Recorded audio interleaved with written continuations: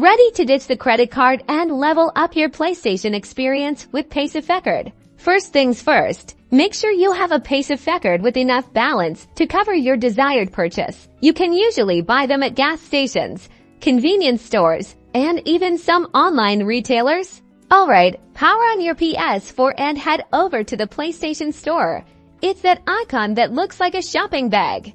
Once you are in, look at the top of your screen. You might see your avatar and username. Find the three dots right next to it and select it. A drop-down menu appears on your screen. Scroll down and select Payment Methods. Now, you will be presented with a few options. Choose Add Funds. Here is where you choose how much you want to add to your wallet. Select the amount you need, keeping in mind any taxes or fees.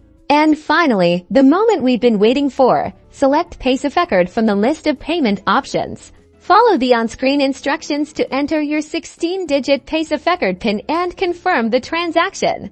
Boom! Your funds are now safely in your PlayStation wallet, ready to purchase awesome games, DLC, or even a PlayStation Plus subscription. Now go game on!